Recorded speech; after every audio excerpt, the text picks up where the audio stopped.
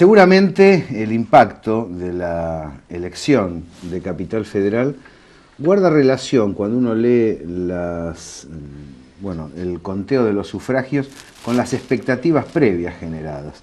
A decir verdad, ninguno se movió mucho de lo que tenía. Hubo crecimiento para el Frente de la Victoria, pero creo que hubo expectativas desmedidas sobre las posibilidades que había en Capital. En ese sentido, tal vez venga a cuento una buena lectura, ¿no?, de periodistas y encuestadores sobre los análisis previos. Si los análisis previos son un poco más moderados en cuanto a las posibilidades populares, después, sobre todo en la militancia juvenil, los resultados no repercuten con tanta intensidad. Trabajar sobre datos veraces parece ser importante. Arrancamos muy electoralizados y para analizar a fondo lo que va a pasar aquí en Mesa de Periodistas.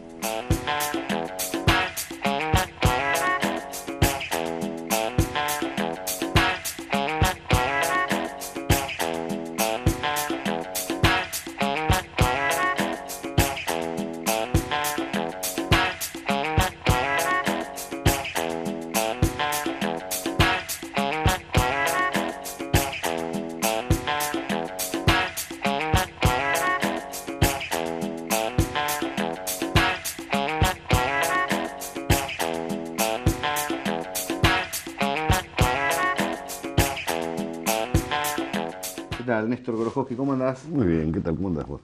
Hugo Pressman. ¿Qué tal, Gabriel? Bienvenido de nuevo, un placer estar con vos y estuve leyendo algunas de las cosas que has escrito y creo que dieron el clavo con respecto a ganadores y perdedores, reales e ilusorios, ¿no? Reales e ilusorios, sí. A mí me parecía que no podía superar, conforme al 25% que quedaba libre.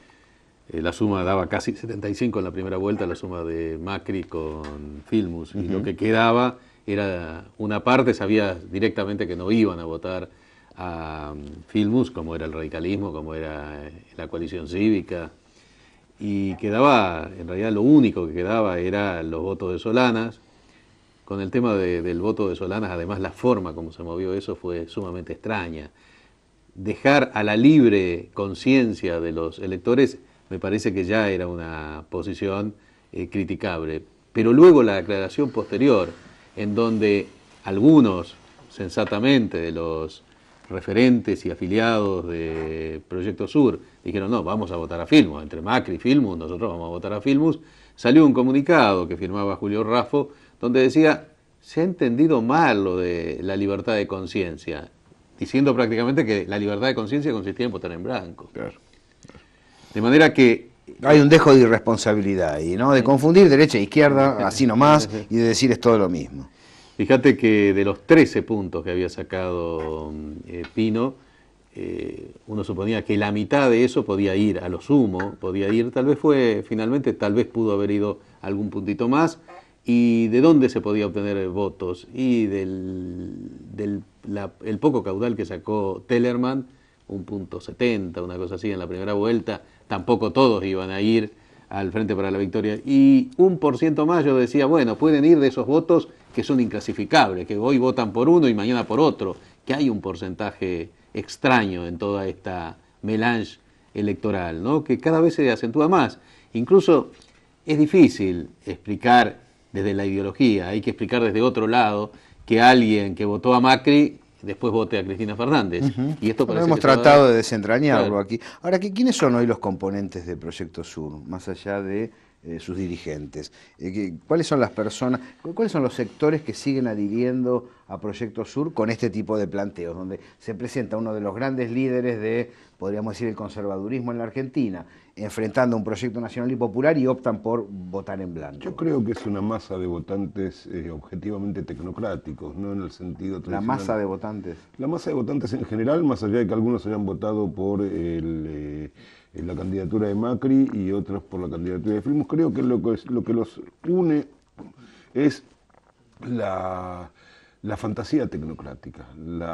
Y dicho esto sin ánimo de ofender a nadie, pero la idea de que lo que hace falta es un buen programita bien armadito que me dé a mí tranquilidad y me permita seguir adelante para poder reconstruir el país con todo lo que está escrito sobre los papeles. creo que hay mucho de eso en el voto a Proyecto ¿Pero Sur. cuál es el programa de Proyecto Sur? El programa de Proyecto Yo no Sur... lo vi, ¿no? Bueno, es decir, no, lo que vi fueron, el programa de Proyecto esto está mal y yo por ahí comparto, minería, hay que recuperar el petróleo. Además yo he programa- firmado todas esas cosas. El programa de Proyecto Sur son periodísticamente las... he difundido materiales que me parecieron Pero interesantes. Pero ¿cuál es el programa? Es un programa que se ve en los representantes. Es decir, se trata siempre de grandes y, por otra parte, muchas veces muy respetables personalidades y personajes que son expertos en su tema. ¿Sí? Es el programa de los expertos. Es el programa de, por Dios, del compañero y amigo Herrera, de la compañera amiga Argumedo. O sea, son... Bueno, Pino en lo suyo es un experto en cine. O sea, es el programa de los expertos. Aunque no esté explicado, son los expertos. Son... los que nos van a brindar desde arriba aquello que nosotros necesitamos desde abajo. Este tipo de análisis que estamos haciendo me parece interesante. No implica que los errores propios hayan sido culpa de Proyecto Sur. No, Es son decir, cosas diferentes. Acá hay una responsabilidad ostensible en construcciones y armados que son distintas a lo que dice una fuerza que es diferente. Me parece que la dificultad que tuvo aparte Pino Solanas cuando resignó su candidatura presidencial, que no tenía realmente viabilidad, y baja a la ciudad, de alguna forma es un error bastante parecido a cómo encaró la campaña Filmus. Es decir, cuando vos tenés como grandes banderas la nacionalización de las minas, pero en Buenos Aires no Tenés hay que minas. arreglar los baches, Claro, claro. no hay minas. Hay No hay otro- minas. claro. Tenés que ir a cosas mucho más pedestres, ¿no? Desde los baches, los semáforos, los carteles. Bueno, hay una serie de circunstancias que vos debés apuntar. Posiblemente la campaña de Filmus Tomada fue muy ideologizada y finalmente a mí me parece que los carteles Genérica. que sacaron el día jueves a la noche, que era cuando ya estabas en tiempo suplementario, ya no tenía eficacia, era mucho más concreta. Yo voto a Filmus porque quiero que los subtes funcionen, por ejemplo. Yo voto a Filmus Porque quiero porque la escuela pública, claro. escuela pública. Quiero arreglar el tránsito en la capital, es decir, Ahora interesante ahí, ¿no? Cómo adecuó su discurso Macri. Estuve escuchándolo posteriormente a los comicios, habló de escuela pública, habló de salud pública. ¿Hay un renacimiento del justicialismo federal, de esta opción planteada con del CEL? Dijo, voy a votar a Duhalde, voy a votar a Das Neves, y Macri va a ser presidente en el futuro. acá me parece, Gabriel, Esta especie de crecimiento que hubo, ¿es un armado Duhalde-Reutemann que permite enfilar en una dirección de centro-derecha? yo lo vengo diciendo desde hace unos, ya casi 2 años atrás. Me parece que esto confluye por una especie de ley de la gravedad entre Eso, Macri. no es que sea una Son cosa brazos armada, que van sino llegando va, arriba. Confluye. va confluyendo naturalmente. Bueno, Ahí estoy de pero acuerdo. sí se dinamizó este espacio. Y Macri y Duhalde. Duhalde no tiene otro mejor candidato, ni mucho menos que Macri. Y Macri necesita la estructura de lo que tiene Sí. el peronismo federal, que, bueno, no es el radicalismo en cuanto a estructura a nivel nacional, pero es una estructura indudablemente que carece Macri. Y fíjate que en última instancia, Macri que ha convertido a la capital en un bastión de él, y fíjate en los dos lugares en donde ha hecho pie. El 25% que saca Claro. Olmedo en Salta y el 35% que saca del CEL en Santa Fe. Ahora, planteado desde eso que llaman la nueva política, que es uno de las campañas publicitarias de esta derecha. Fíjate, Macri, del CEL, Olmedo. Es una línea media Bastante, de la década del 40. bastante más o menos, ¿no? interesante, bastante interesante como para evolucionar. Sí, Sí. Ahora, a partir de allí hay que pensar, si esto es así, cuál es la situación de Cristina hacia octubre. Me parece que el gobierno está recibiendo el beneplácito de amplios sectores de la población, que no se traduce mediáticamente por los logros, por el crecimiento del PBI, la mejora de los ingresos, pero al mismo tiempo planteo la pregunta, porque he recibido muchos interrogantes, gente que te dice, che, ¿y cómo nos va a ir en octubre? Porque yo ya no le creo más a los datos previos. Después de lo que pasó en Capital Federal, me dicen que va a ganar con el 50%.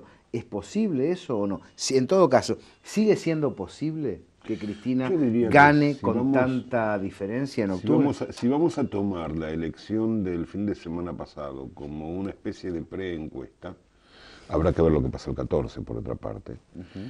Bueno, hay un punto de partida del 35% en Capital Federal.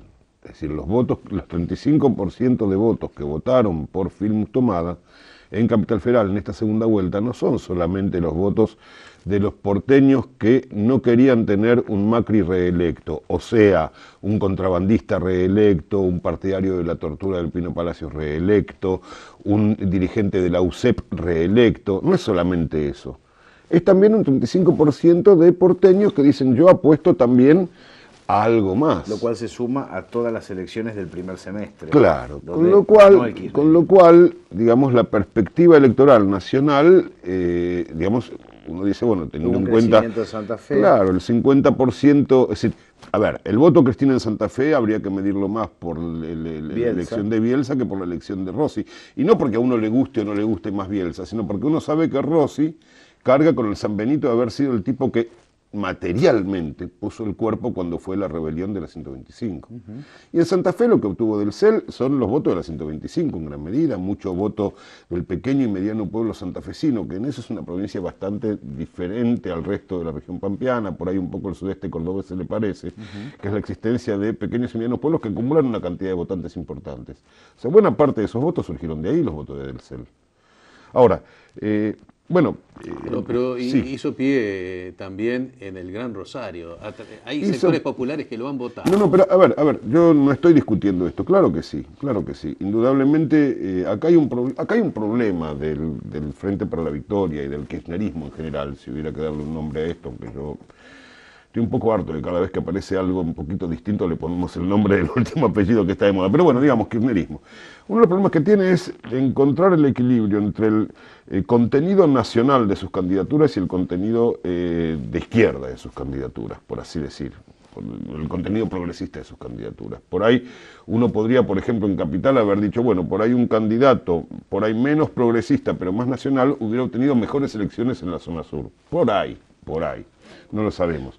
Bueno, en Santa Fe pasa eso, o sea, Rossi apareció como el juramentado de la 125, cosa absolutamente meritoria, pero esto le costó el 22% de los votos. Entonces, lo que se saque en Santa Fe desde el punto de vista del Frente para la Victoria, si yo fuera un analista político del Frente para la Victoria, digo, yo me quedo con lo que saqué por el lado de la Bielsa. En Capital tengo ese 35%. Y nadie ignora que... Creo que eso perfila un buen destino hacia octubre, pero también la duda, ¿no? Y la duda es razonable. Claro, pero además, perdón. Porque los niveles de expectativa son los que complican. A ver, se puede ganar y ser débil por el nivel de expectativa del volumen de la victoria. Acá yo tengo, ¿sabes qué tengo temor? Pero seguro. Que gane, que el Cristina gane, por ahí en segunda vuelta, entonces todo el mundo diga, viste, teníamos que ganar en primera y en realidad, bueno, si ganas una elección nacional no está nada mal ganarla en segunda vuelta. Ahora, no estamos emitiendo un mensaje muy potente que dice ganamos seguro y esto ya está. Algo de los dos lados, porque así como en eso Néstor lo apuntó bien en su momento, de que no había que tener exceso de optimismo con relación a las 6 primeras elecciones, claro, que a su vez produjo un efecto de desmoralización muy fuerte en los adversarios, ahora se da el caso inverso. Hay cierta tendencia a la duda y a cierta, no digo desmoralización, cierto escepticismo, y hay una euforia en los medios hegemónicos. Bueno, claro. Pero está sobreactuada incluso. Sí, claro. El titular de Clarín del lunes fue fabuloso. Realmente es una antología del mal manejo periodístico. Macri sacó el 65%, no me acuerdo ahora, pero Macri sacó el 65% y hundió al kirchnerismo. ¡Ah, la miércoles! Hundió al kirchnerismo. Hace falta un poquito más que eso. Un poquito más, digamos. O sea, es cierto pero lo que han pasado otras cosas en la vida nacional. En un instante volvemos, después de una pausa, y nos adentramos en algunos tiros que hubo en la zona norte del país y en primarias que se vienen.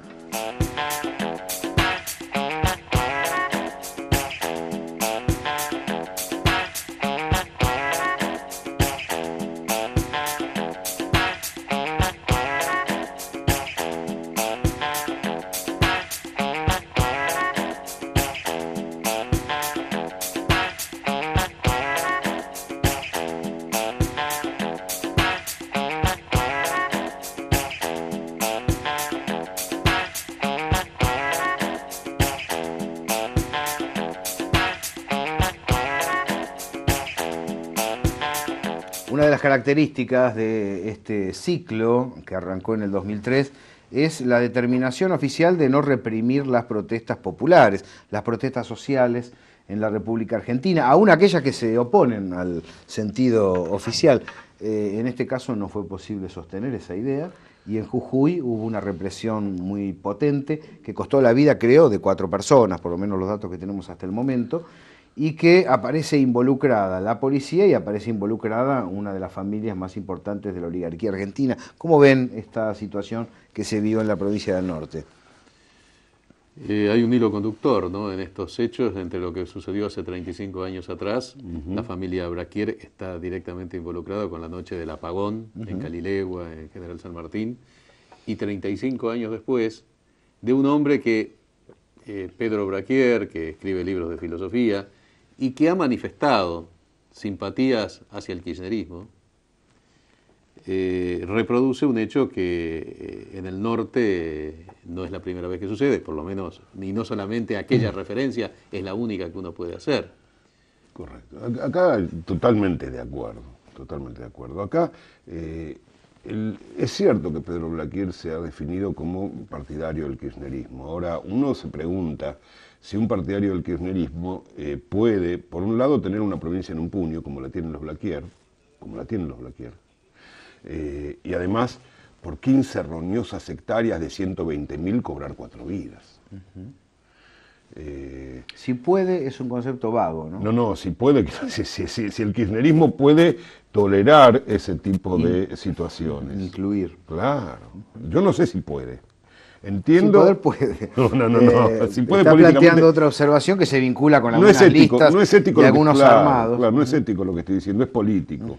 En Jujuy ha habido, a ver, las provincias pequeñas del norte argentino tienen todas la terrible desgracia de depender de una o dos producciones que a su vez en general están profundamente monopolizadas, por lo cual el gobernador de la provincia depende de la empresa más grande que hay en la provincia. Jujuy está relativamente diversificada, o sea, depende de varias, depende de Minera Aguilar, depende de Ledesma y depende de alguna otra empresa más, son por lo menos 3. En Catamarca es peor, dependen de una sola. Pero el hecho de sangre del Libertador General San Martín, que como bien dice Hugo, es la continuidad. Y aún más atrás el invento del familiar, la figura del desaparecido. El familiar. Sin duda. Y la sospecha de que ha habido una colusión aparentemente entre la guardia interna de la empresa y la policía provincial, creo que marca un límite que no se debería atravesar. De hecho, un Estado dentro del Estado. Claro, de hecho algún político jujeño, yo no he tenido la conversación, pero un amigo la ha tenido, me ha comentado que es obvio, un político además del kirchnerismo, es un político del campo nacional, un político del Frente para la Victoria, que realmente es obvio que el gobierno de Jujuy está metido hasta las rodillas en esta cuestión. Hay un problema para el gobierno nacional, ¿no? Porque es una alianza muy fuerte ahí en la provincia. Es muy grave, se apostó no es fácil, fuerte. no es fácil. ¿Habrá espíritu para desmontar? Bueno, eso es un interrogante, y de alguna forma el hecho de que los juicios no hayan alcanzado a más instigadores civiles del golpe es lo que permite que Pedro Braquier apoye al kirchnerismo. Si no, estaría en las antípodas o tal vez en algún lugar menos confortable del que hoy vive. No somos de callarnos las cosas. No. Vienen las primarias. Hay una confusión muy grande, porque la gente muchas veces no sabe qué son las primarias, como tenía dudas sobre la elección de comuneros.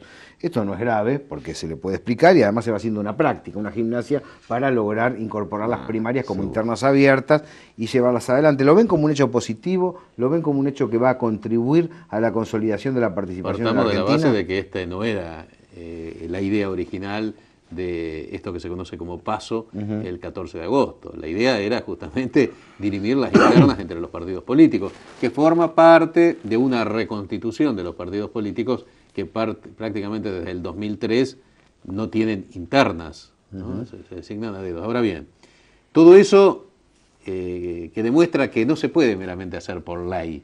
en realidad la ley debe legalizar un hecho previo y acá la ley trata de mejorar un hecho inexistente, que son las internas entre los partidos políticos y todos los partidos políticos, salvo muy pequeñas excepciones en algunos lugares, han dicho no, nosotros no vamos a hacer internas, no tenemos internas. Tenemos nuestro candidato. Armamos, este es nuestro candidato, muy bien. Este candidato, entonces, esto ha quedado desvirtuado y ha pasado a ser una encuesta sólida. Un filtro para ver quién llega a 400.000 sufragios exacto. en el país y logra trascender para presentarse a las nacionales. Y más que eso, yo creo que la definición que da Hugo, una encuesta sólida. Es decir, es una encuesta que, una especie de censo, una especie de... Sí, pero ya no vas a tener en la elección nacional 200 listas presentando. No, Acá claro hay que una sí, especie de claro que sí. sedazo a través del cual no se pasa.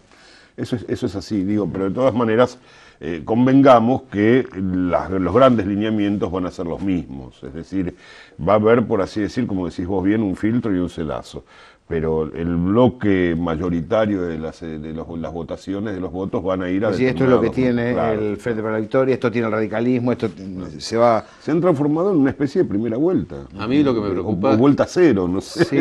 Es que es una elección trascendente sin que se perciba a nivel general la trascendencia que tiene la elección. Pero se han dado casos en los cuales las internas no reflejaban con posterioridad la externa. Un candidato puede ser muy fuerte, Santa Fe el más reciente. un candidato puede ser muy fuerte adentro de una corriente, pero después cuando sale a la sociedad no necesariamente es admitido por los otros sectores, ¿no? Pero la cantidad de ciudadanos que votan en el consolidado de una lista en la interna, o sea, de un partido, te marcan una cuestión. Una clara, tendencia. Claro. No sé cómo lo ves. Puede ser. Tomemos el caso de Santa Fe. Es posible que Wiener saque menos votos que en las elecciones porque una parte de sus votos son del radicalismo y los radicales van a votar a su candidato, que es Ricardo Alfonsín. De manera que ahí hay una dispersión de votos que hoy estaban dentro del Frente Amplio Progresista.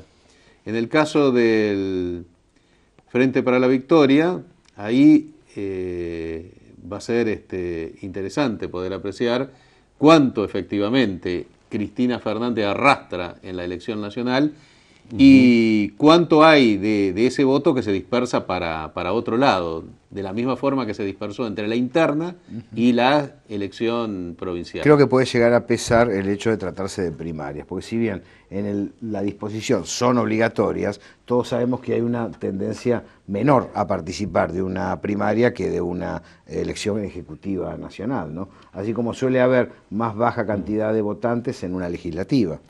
Pero ha habido una muy buena asistencia dentro de los guarismos de los últimos años.